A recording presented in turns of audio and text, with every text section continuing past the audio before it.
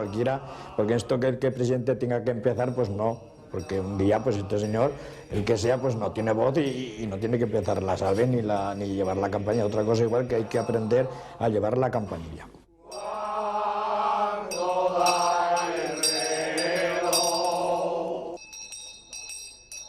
Aquí por ahora solo la llevamos dos y lo que tenemos que hacer es pues que aprendan los jóvenes a llevarla, porque un día podemos estar enfermos y somos ya, pues yo ya tengo 60 y pico de años, ¿no? Pues estamos haciendo viejos y hace falta que entre la gente. Las auroras de la Virgen tienen un tono, o sea, cuando se habla de la Virgen tiene un tono que casi son todas igual. San José tiene otro tono, las domingueras tienen otra, en fin, son diferentes tonos. Al amanecer, los rosarieros toman fuerzas en casa del párroco con un tentempié a base de café, pastas y licores. En las fiestas religiosas más destacadas del año, como la de la Virgen del Pilar, los rosarieros tienen la obligación de asistir a todos aquellos actos religiosos que se celebran, la procesión y el canto del himno a la Virgen de la Corona. Pues os busca nuestro amor como a madre y por patrona, oh Virgen de la Corona, danos consuelo y favor. Ahora pues siempre se va poniendo hijos de algún rosariero que se van poniendo. Pero vamos, no aquel empuje que hubo entonces, que no salíamos, estábamos en Nación Católica y entrábamos aquí, aquel empuje tan fuerte de aquellas personas, no, pero se va poniendo alguno. O sea, hace poco se han puesto dos jóvenes. Yo creo que esto no se perderá. Y pues sois tan poderosa, nuestro ángel protector, oh Virgen de la Corona, danos consuelo y favor.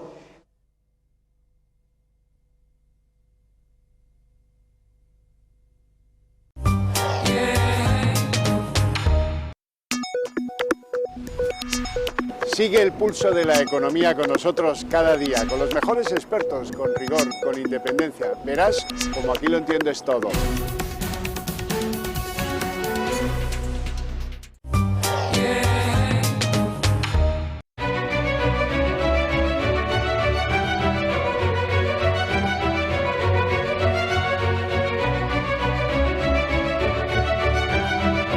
Tal día como hoy, pero en 2005, tuvo lugar en Roma el funeral del Papa Juan Pablo II.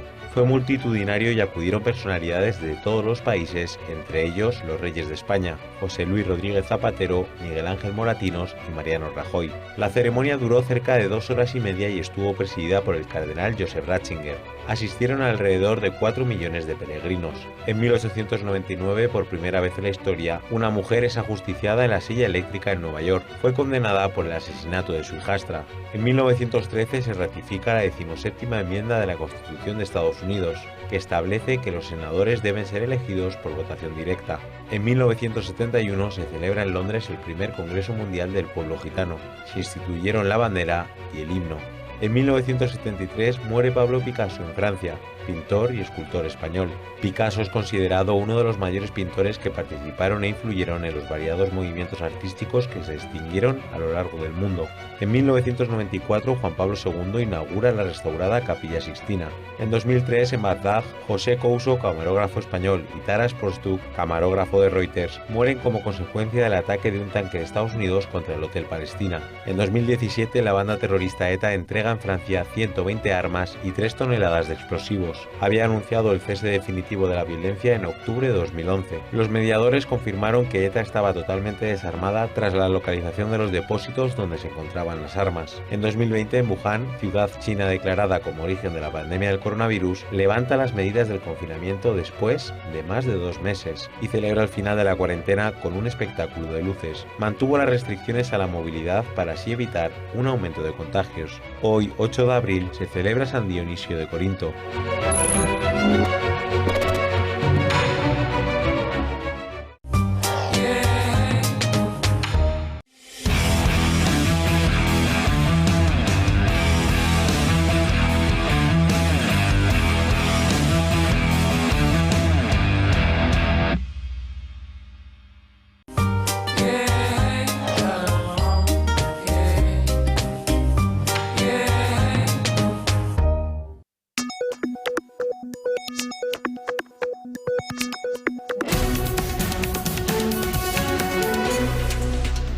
Pulso económico del lunes, que como es tradicional vamos a comenzar echando la vista atrás a ver cómo le ha ido al IBEX 35.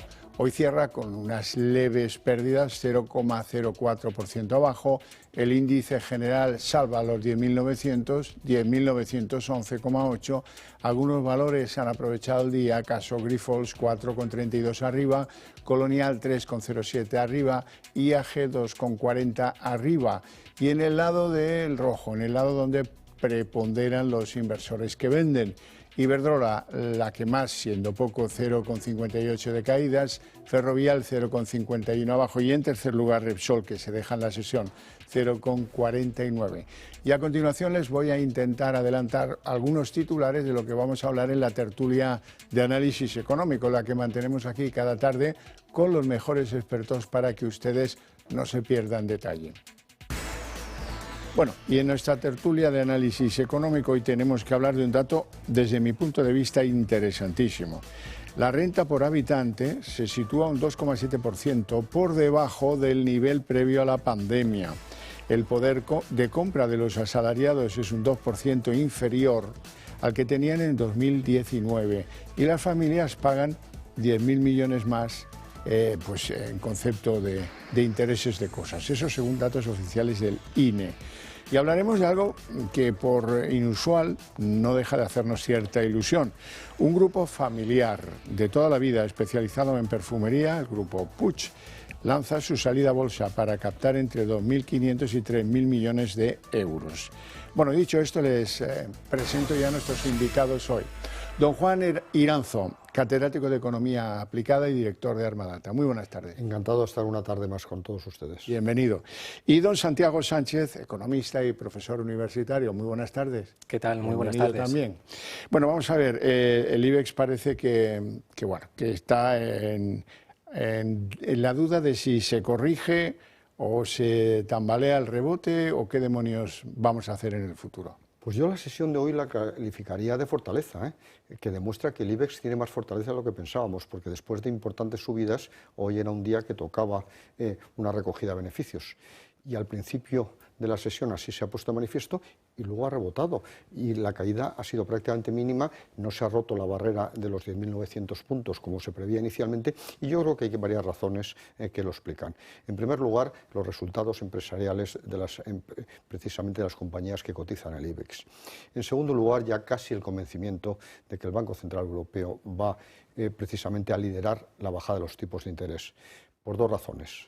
Porque Europa está bajo mínimos, y luego hablaremos de Alemania, y porque la inflación se ha situado en el 2,4%. Y existe el sentimiento de que se han pasado de frenada y que los precios pueden bajar del 2%, que es el objetivo. Y en tercer lugar, hay que tener en cuenta que sigue habiendo también una importante liquidez, además del retraso que el IBEX lleva respecto a otros índices. Santiago. Pues comparto prácticamente el análisis. Desde luego, estamos en un momento en el que pueden surgir dudas, y es normal, dadas las circunstancias del crecimiento que hemos tenido en el IBEX desde el comienzo del año, y tomarse un respiro y cierta corrección no es en absoluto extraña. Lo que sí que es cierto es que estamos en un momento de dudas sobre qué va a ocurrir con el dato de inflación, por ejemplo, en Estados Unidos, que lo veremos esta semana, y que va a condicionar mucho la evolución de los mercados. Veremos si va más allá del 3,4, 3,5, que es la expectativa que hay, todo lo que sea una cifra superior, y con la fortaleza que está mostrando Estados Unidos y su mercado laboral, con el dato del viernes pasado, pues bueno, puede retrasar esa anhelada primera rebaja de tipos de la FED, y las circunstancias, como comentaba muy bien Juan, pues en Europa son distintas, con una evolución de la inflación mucho más positiva, más próxima al objetivo del Banco Central Europeo, y que puede anticipar posiblemente también la reunión de este jueves. No que haya una baja de tipos, pero sí esos mensajes que pueden dejar entrever una posible bajada en el mes de junio, que sería lo previsible. Pero sin despistarnos y sin olvidar que tenemos un riesgo, que es el barril de Brent, que va a estar cerca de los $100 y que puede tensionar la inflación, y habrá que vigilarlo. Iranzo, decía usted el dato de Alemania relevante del día de hoy, las exportaciones que han caído en febrero con bastante fuerza. Sí, efectivamente, las exportaciones en Alemania han caído un 2% frente a una estimación del 0,5%. Lo que pone de manifiesto la grave situación en la que se encuentra Alemania, porque el sector exterior, el sector exportador, ha sido uno de los motores fundamentales o el gran motor del crecimiento alemán. No ha sido nunca el consumo privado, de tal manera que esto evidencia una crisis industrial muy importante, una crisis del sector de automóvil, como hemos comentado en muchas ocasiones, y desde luego una crisis de competitividad. Pero no solo de Alemania. Europa está lastrada en gran medida su competitividad precisamente por las restricciones medioambientales que están impidiendo que se pueda competir con otros sectores. En cualquier caso, también ha habido diferentes comportamientos en función del tipo de cambio. Han caído un 3,9% con los socios de la Unión Europea, con los que fundamentalmente comercia, entre otros, con España, pero han subido con Estados Unidos, porque ha aprovechado la fortaleza del euro, del dólar respecto al euro precisamente en ese mes. Es decir, recuperó competitividad por el abaratamiento que produjo la fortaleza del dólar. Pero en cualquier caso es una noticia muy preocupante y pone de manifiesto que Europa está lastrada, en este caso fundamentalmente por Alemania. Santiago Sánchez. Pues el dato lo que viene a confirmar efectivamente es el mal comportamiento, lamentablemente, de la locomotora principal que tenemos en Europa, que es Alemania, y su capacidad exportadora, como muy bien decía Juan, que predominantemente pues, se dirige hacia los países del conjunto de la Unión Europea. Y eso lo que te demuestra es pues, esa ralentización, que ya no solo es alemana, sino que es general pues, de Francia, de Italia, en medida también distinta, pero en España, es decir, entre los principales clientes de las exportaciones alemanas. Alemania sigue estando, en términos de producción industrial, todavía un 8% por debajo de los niveles prepandemia. Es decir, es que es estructural casi el problema que tiene Alemania, que, como bien decía Juan, es un problema de competitividad que en algún momento habrá que abordar. Y, desde luego, el entorno de persistencia inflacionaria y persistencia de tipos altos ni facilita el consumo en los países del conjunto de la Unión, ni desde luego facilita la inversión y las mejoras en capital tecnológico y en competitividad para la industria alemana, que además son inversiones que son muy de largo plazo y que tardan en mostrar sus efectos positivos en el tiempo.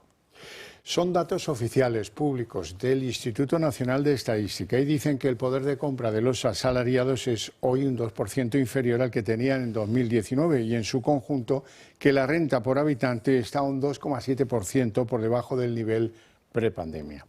Bueno, esto lo que viene a confirmar es que tenemos un gobierno que nos está empobreciendo a marchas forzadas, lamentablemente, y ya no solo es este dato, es que si además lo medimos el término de renta per cápita en términos de paridad de poder adquisitivo, es decir, claro, homogeneizando el impacto que tiene la inflación para poder establecer una comparativa entre los países europeos, es que estamos 11 puntos por debajo de la media europea en 2023. Si no estamos hablando de 2017, no, el año pasado. Y esto es lo que te demuestra que, a pesar del impulso fiscal, de habernos endeudado en 380.000 millones de euros, de contar con 163.000 millones de fondos europeos, de una voracidad recaudatoria brutal por parte de este gobierno, no ha querido abordar en ningún momento la eficiencia del gasto público. Y si analizamos cómo se han comportado las medidas de gasto social y cómo han impactado para reducir la pobreza, sobre todo en los más vulnerables, es que nuestra comparativa con respecto a la Unión Europea sale muy mal. Es que somos capaces de reducir tan solo el 54% de media de la pobreza en base a este gasto social que hace el gobierno, y que lo hace ineficientemente, cuando la Unión Europea adquiere niveles del 62% en reducción de pobreza. Es decir, estamos dilapidando la renta disponible de los hogares, gastamos mal y endeudamos la siguiente generación, con lo cual, en mi opinión, es un balance netamente negativo. Y este dato, insisto, lo que demuestra es un gobierno que nos está empobreciendo a todos. Un balance que hay que hacer. Y que además dice lo contrario, porque yo creo que es mucho más negativo y más perjudicial las medias verdades que las mentiras. Y en este sentido, el señor Cuerpo nos decía el otro día que somos uno de los países más dinámicos de Europa. Y en este sentido no explicaba a continuación que se debe fundamentalmente por un gasto público desorbitado, que lo que está es endeudándonos cada vez más en términos absolutos. En segundo lugar, lo que pone de manifiesto es que en España se está hundiendo la productividad, y todas las medidas de política económica que está tomando este gobierno van en contra de la productividad, salvo el crear un consejo de productividad. Si tú no quieres resolver algo, como decía Napoleón, crea una comisión. Pues es exactamente lo que han hecho. El resto, en Europa ha crecido un 4%, la productividad aquí ha caído un 4,7% desde el año 2018, desde que tenemos este gobierno. Asimismo, es especialmente grave que estamos separándonos cada vez más de Europa. Hay que tener en cuenta que entre el año 2000 y el 2022 la renta per cápita en la Unión Europea creció un 28,9%, en la Unión Europea un 26,9%, en España un 15,64%. Por tanto, tuvimos un repunte hasta el año 2007-2008 y a partir de ese momento nos hemos ido cayendo. Se ha acelerado esa caída desde el año 2018 por esas políticas inadecuadas. Luego, por otro lado, se ha producido una fuerte subida de salarios, pero que la inflación ha sido superior. Por tanto, ha tenido dos efectos negativos. Los trabajadores han perdido capacidad de compra, pero los gastos salariales se han incrementado enormemente, con lo que se ha creado un círculo perverso. Estamos perdiendo más competitividad. Por tanto, nuestra renta per cápita futura tampoco va a ser mucho más alta. Y luego, por otro lado, es que tenemos asuntos complicados. Los españoles han visto, pero eso es verdad que también los europeos, un encarecimiento de sus créditos hipotecarios en unos 10.000 millones de euros. Pero es que hemos sido el país que más hemos incrementado la presión fiscal, o han incrementado el gobierno, que yo no tengo ninguna culpa. Somos el país que tenemos un mercado laboral más rígido, más ineficiente y menos transparente. Y eso lo ha dicho también la Comisión Europea. Y por último, hay que tener en cuenta que, como muy bien ha dicho don Santiago, el gasto público está absolutamente desbocado, que, entre otras cosas, ha generado también inflación. Sí, sí. Bueno, la última de las medidas de Pedro Sánchez lo anunciaba en Sevilla hoy, donde le han abucheado en 2 horas 2 veces, no está mal. Allí ha explicado algo que yo creo que los que estaban delante no han entendido gran cosa de lo que decía. Se va a poner fin mañana en el Consejo de Ministros a lo que se llama la Golden Visa. La Golden Visa es una ventanilla para pocos que dicen, si yo invierto en España en algo inmobiliario 500.000 euros, usted me da la carta de residencia durante 2 años prorrogable a 5 más. ¿Esto les parece bien, mal o regular? Pues tiene una parte positiva y una parte negativa y hay que modular las dos. Vamos a ver. Desde luego, los grandes profesionales por los que compite, y además compite especialmente la Comunidad de Madrid, que ya no solo compite con otras comunidades autónomas, sino que compite con otras zonas especialmente atractivas para trabajar y para desarrollar carreras profesionales, sobre todo en Europa. Este tipo de profesionales son profesionales con alta cualificación, con altos sueldos, con alto poder adquisitivo, que además llega, compra, invierte, se instala y suelen atraer a sus familias que terminan con alumnos en nuestras universidades. Es decir, genera, ya no solo en esa compra que además cuenta como inversión extranjera, sino que genera alrededor unos flujos económicos y una atracción de capital que hay que valorar cuál es la aportación que hace la economía. Y al mismo tiempo, hay que tener en cuenta que cuando esa llegada de estos profesionales cualificados, estos grandes patrimonios, se producen en zonas que están especialmente tensionadas, pues en el mercado de la vivienda, en el mercado del alquiler, pero sobre todo en el mercado de compra-venta de vivienda, pues evidentemente no contribuye desde luego a facilitar que se abaraten los precios, sino todo lo contrario, sino que puede tensionar un poco más. Por eso digo que es una medida que yo quiero ver el desglose y ver la letra pequeña, porque este gobierno siempre nos deja sorpresas cuando uno pasa del anuncio a la letra escrita en el BOE. Quiero verlo y quiero analizarlo detenidamente, porque de un gobierno tan populista como este, en campaña electoral, la verdad que actos de fe pocos.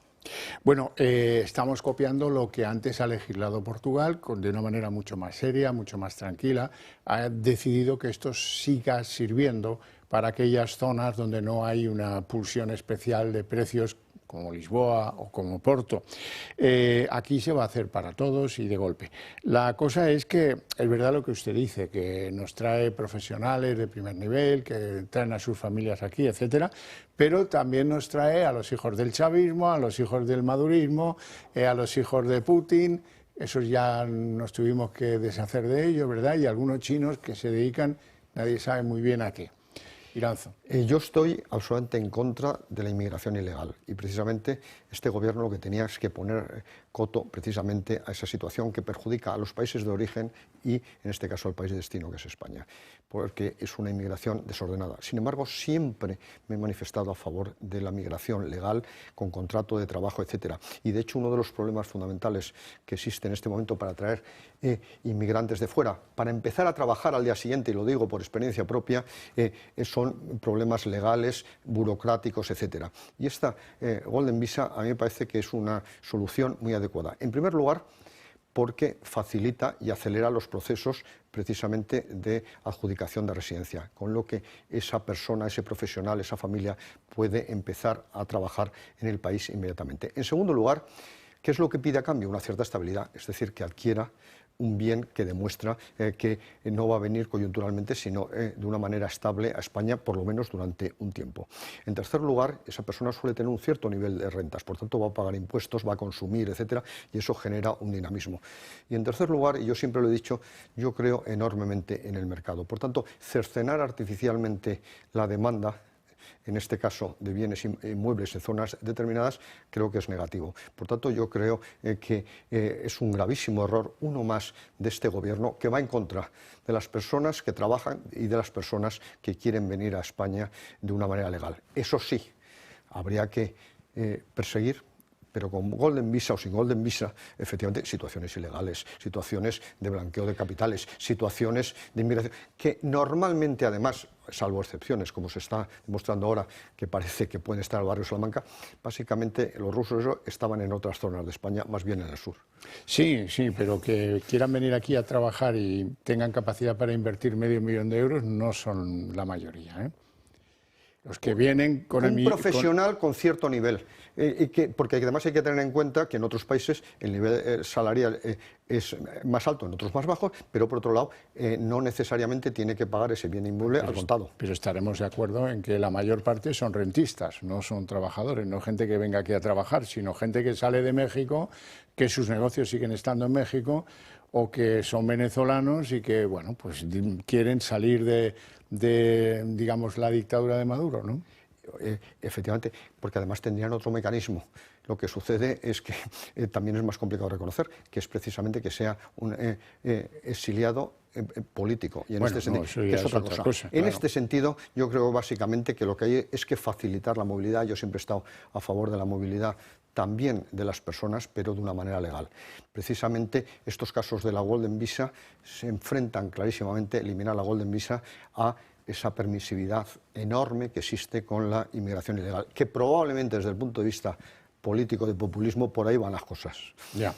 Bueno, hablemos de algunos nombres propios de nuestros mercados bursátiles. Es el caso de Indra, que hoy ha aparecido como uno de los valores que rebotaban, aunque luego se ha quedado en poca cosa, y que tiene el respaldo, entre otras, de Goldman Sachs.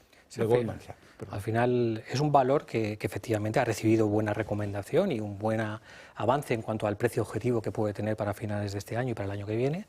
Pero lo que sí que es cierto es que es una compañía que en el contexto geopolítico en el que nos desempeñamos actualmente desarrolla avances tecnológicos muy importantes que se están integrando en el Eurofighter, se están integrando en los tanques Leopard incluso, es decir, es una compañía estratégica y en mi opinión ha habido un relevo al frente con José Vicente de los Mozos, que yo creo que le ha dado un pozo y una solvencia al futuro que puede desempeñar la compañía, insisto, en este contexto de autonomía y de seguridades estratégicas, que en mi opinión presenta un contexto que es lo que hace que pueda haber compañías que recomienden y establezcan objetivos para el futuro en la evolución de la cotización, pues positivo. El entorno, yo creo que de los analistas, el conjunto, es un conjunto de mantener o de comprar acciones de Indra, con lo cual el contexto, desde luego, condiciona mucho y la situación geopolítica condiciona mucho más allá del buen desempeño de la compañía. Como bien ha dicho don Santiago, evidentemente Europa en general y España también en particular están apostando por gasto en defensa, inversión en defensa. Y en este sentido,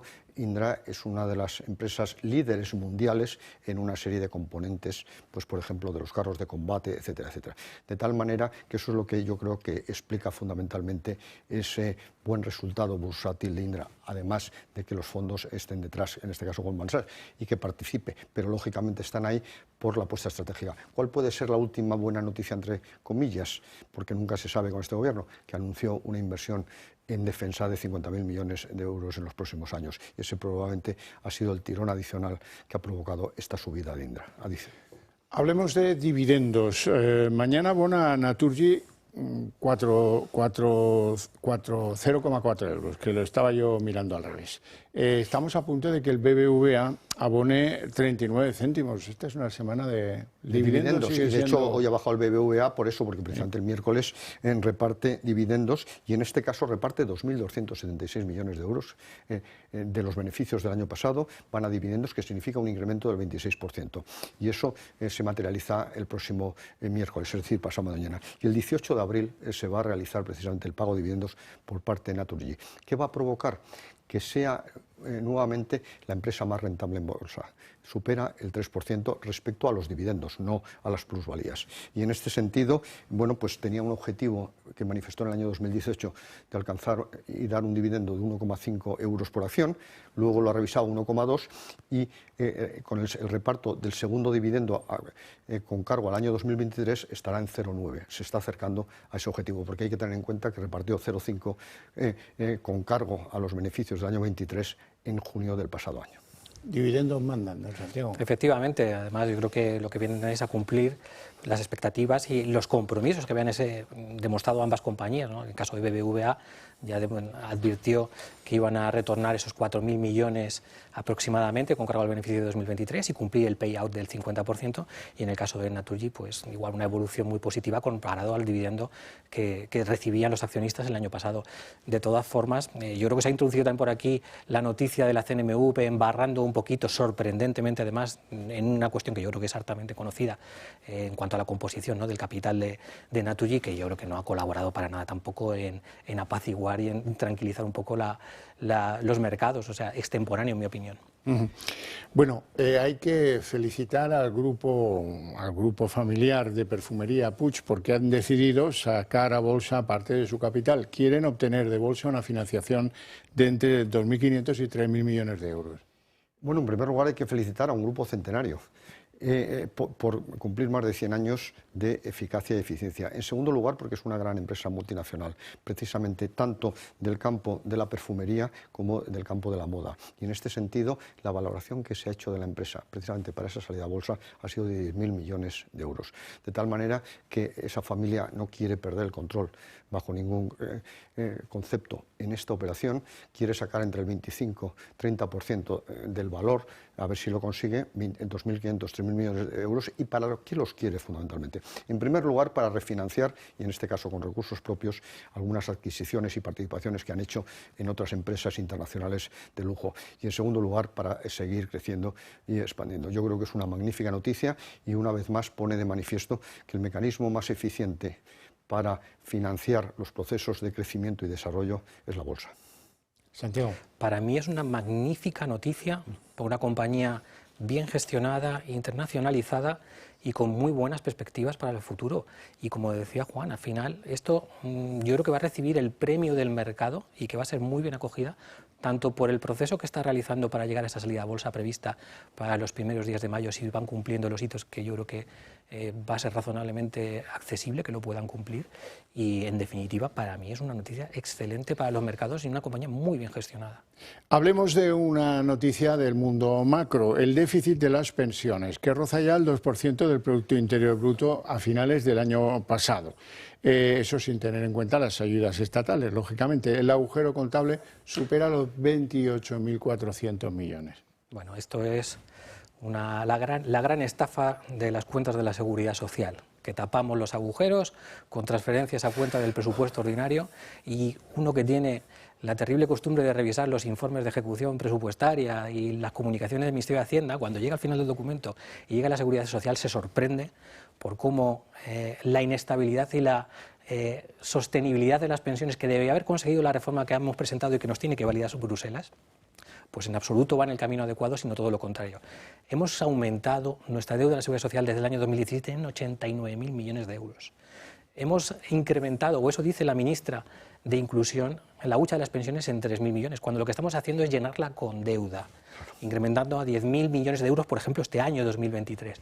Es decir, es un contrasentido y es una cuestión que requiere una visión de largo plazo, y veremos cuando en el año 2025, que está muy próximo ya, la IREF, que tiene que hacer el control y evaluar esta reforma si garantiza o no la sostenibilidad financiera en largo plazo, si no tenemos que ver medidas adicionales, bien sea por reducir la generosidad del sistema o incrementar las cotizaciones sociales, o alguna combinación de ambas posibilidades, más allá de todo lo que ya ha creado el Gobierno como nueva imposición realmente al trabajo. Es un déficit del 2%, lo que es una barbaridad, y precisamente es un déficit anunciado. A mí no me ha sorprendido nada.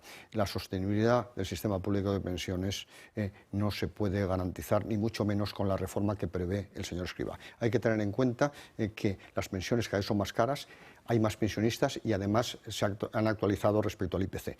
Por tanto, la reforma de las pensiones es alargando la vida activa, es decir, retrasando la edad de jubilación, y por otro lado estableciendo un mecanismo por el que se genere empleo. Y la reforma de Escrivá lo que hace es penalizar y gravar el empleo. Bueno, pues no tenemos tiempo para más, lo dejamos aquí con mi agradecimiento a ustedes dos por su presencia y por sus opiniones, todavía más, y a ustedes por su interés desde sus hogares. Pero para ustedes tengo premio, porque a la vuelta de publicidad arrancaremos la redacción abierta con todo lo que nos trae la política en el día de hoy.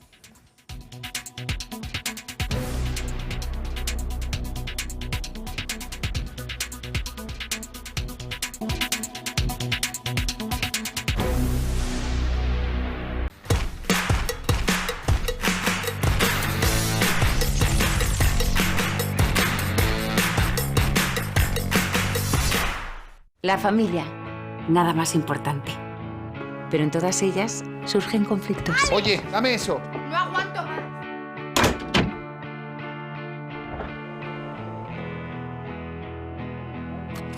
Es en estos momentos cuando dos simples palabras hacen magia. ¡A comer! Seguramente la mesa de nuestras casas sea el lugar más tierno del mundo. El Pozo Extratiernos, uno más de la familia. La cocina es un lenguaje mediante el cual se puede expresar armonía, felicidad, belleza, magia, cultura. Si todo esto lo aderezas con el delantal del Toro Televisión, el resultado es perfecto. Al ser regulable, es apto para todas las tallas y con el logo bordado, un producto 100% español. Puede ser tuyo. ¿Cómo? Llamando al club de amigos, escribiendo un correo o recogiéndolo en la sede del club previo aviso. Solo aquí, un filete más significa te perdono o te quiero. Seguramente la mesa de nuestras casas sea el lugar más tierno del mundo. El Pozo Extratiernos, uno más de la familia. Somos más de 48 millones de españoles y somos muchos los que pensamos diferente a lo que vemos. ¿Te imaginas poder decir lo que piensas sin tapujos? Y escucharlo, no se pierda. Digo lo que pienso.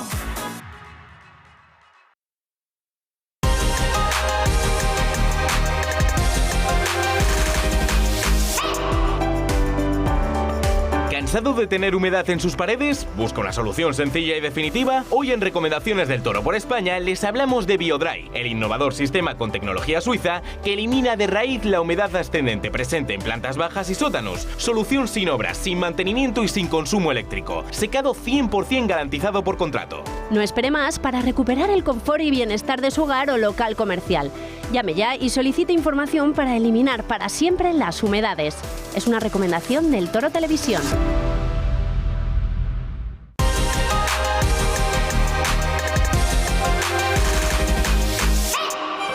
Hoy en Recomendaciones del Toro les presentamos la Joyería de María, una empresa que fabrica alta joyería desde 1952. Se ha convertido en la joyería de referencia en Madrid diseñando piezas religiosas de alta calidad. Dispone del santoral completo plasmado en trabajos originales y distinguidos por su delicadeza y originalidad. Collares, cadenas, pendientes y anillos de compromiso forman parte de las colecciones más exquisitas. Fabrica colecciones de forma artesana y rediseña joyas. Además, son expertos en tasación y medallas religiosas.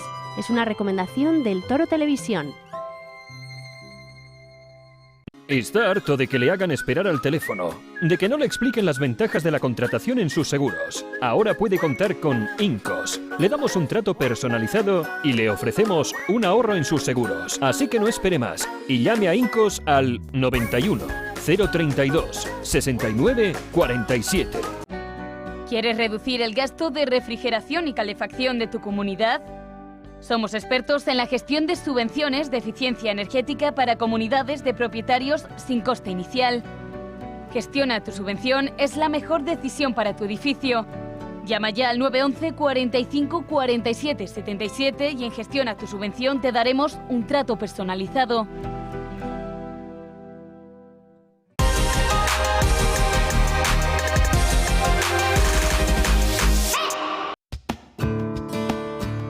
Hoy en recomendaciones del toro les presentamos el grupo Bajalica. Son líderes y pioneros en poda, tala en altura de árboles con técnica de trepa y profesionales en jardinería. La empresa fue fundada hace 4 décadas por Branco Bajalica, con gran experiencia nacional e internacional. Se caracteriza por su amplia gama de servicios de excelencia garantizada. Llegan donde otros no llegan. Les ofrecen presupuestos sin compromiso.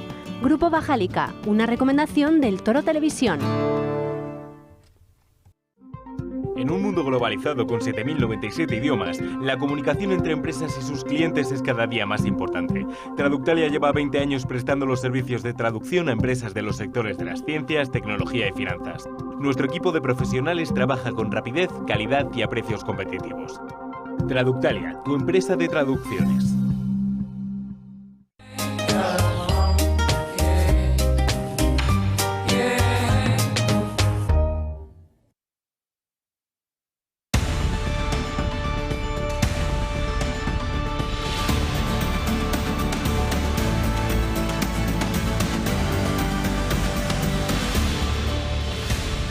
Son las 7:30 de la tarde, 1 hora menos en las Islas Canarias. Sean muy bienvenidos a la redacción abierta en el Toro Televisión, donde estamos preparados para desgranarles la actualidad del día, para que ustedes ayuden la conformación de sus propias opiniones, con las opiniones que van a oír aquí o que escuchan diariamente aquí. Todo ello presidido por 2 principios, el rigor y la valentía. Bueno, pues esas son las reglas de esta casa que estamos muy orgullosos y muy contentos de ofrecer a todos ustedes. Empezamos un recorrido internacional porque el tema lo vale. Nos ha tenido muy inquietos en los últimos días las amenazas que el régimen iraní vertía de atacar a Israel después de que Israel, en una operación un tanto, enormemente provocadora, atacase con drones en la embajada de Irán en Damasco. Ya saben que ahí consiguieron los israelíes dar caza o asesinar o matar, como quieran, a uno de los grandes líderes militares de la Guardia Revolucionaria de Irán. Bueno, parece que Teherán se ha cortado, parece que ha demorado su anunciada respuesta a Israel y parece, según algunas fuentes, que están condicionándola a un alto el fuego en Gaza. Es verdad que esto es una impresión un tanto artificiosa, que hay unas conversaciones en Egipto de las que parece que esta idea ha podido estar sobre la mesa, no la defiende nadie con enorme entusiasmo. Es más, el grupo terrorista Hamas, que contó con el apoyo de Irán, ya se acordarán, en el horroroso ataque a los colonos israelíes en su territorio, niega ese tipo de condición por parte de Irán y simplemente lo que dice es que esto no es verdad.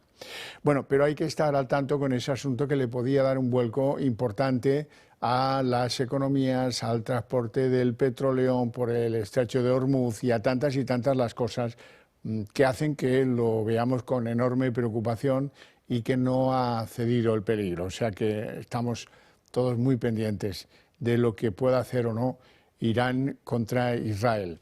Y de ahí nos vamos a hablar del Vaticano. ¿Por qué? Porque en un esperado documento el Papa Francisco y el Vaticano, en definitiva, aprecia como graves violaciones de la dignidad humana el cambio de sexo y también los vientres de alquiler, la maternidad subrogada, como se llama técnicamente. También algunas otras prácticas que ya forman parte del día a día en las democracias más avanzadas, como por ejemplo el aborto o la eutanasia.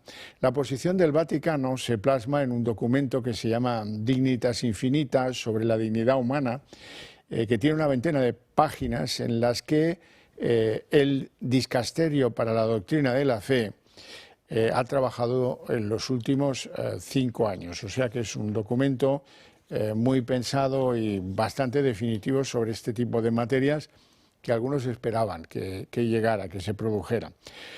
Bien, contrariamente a eso, el delirio que algunas democracias occidentales llevan ya sobre estos asuntos, les tengo que contar que el gobierno de España, el nuestro, bien, obliga a examinarse de los derechos trans a los aspirantes a meteorólogos del Estado. Bueno, esto tiene una enorme trascendencia. llama mucho la atención, por lo menos. El temario para el ingreso en el Cuerpo de Meteorólogos del Estado incluye contenidos sobre igualdad y, como no, sobre la ley trans. Bueno, antes les hablaba yo del conflicto entre Irán y el conflicto entre Irán e Israel, y ahora les tengo que hablar de lo que le ha pasado al ministro español de Asuntos Exteriores, José Manuel Álvarez. José Manuel Álvarez ha intentado varias veces ir a Israel en las últimas semanas, pero pues Israel le ha contestado